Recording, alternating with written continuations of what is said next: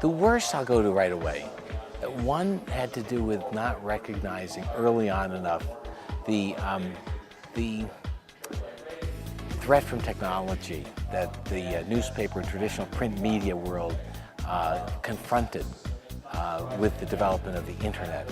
So the newspapers were able to go to radio because they had local content, they had advertising sales, they had the relationships that the radio companies wanted, and so they were asked and they accepted the opportunity to take on the franchise to do radio. Well, when radio evolved into television, the same thing happened. Television into cable, the same thing happened.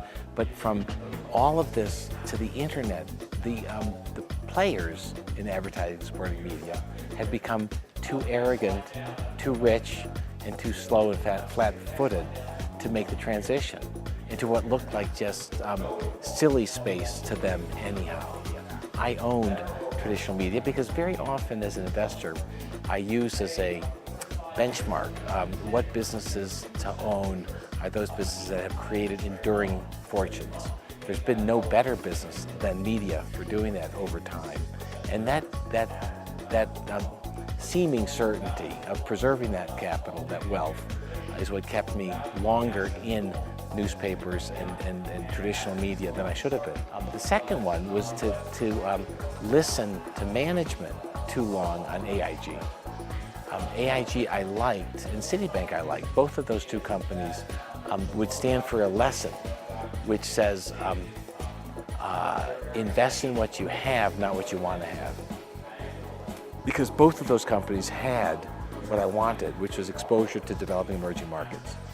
AIG, the largest insurance in China, Western insurance in China, and a dominant player throughout the emerging markets. Citibank was the largest global consumer bank in the world, and I liked both those aspects enough so that I overlooked what were clear infractions of sort of corporate conduct. In AIG's case, they were in earnings smoother. I believe that companies that smooth earnings typically take on risks, and I typically believe that. The best ones, I say it has to be Berkshire, because I bought the shares in 1983 at $1,100 a share, and they're now $100,000. That would be enough. But the real return on that investment has been the education along the way.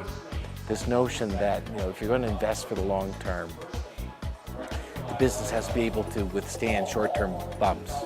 It has to be able to, in the case of Buffett, for example, keep $50 billion in cash, waiting for the market to crash for 4 years and underproducing returns on that cash just because he's patient.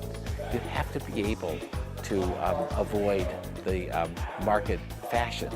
And the real return from my initial investment on Berkshire, though it's up 100 times, has been the lessons learned.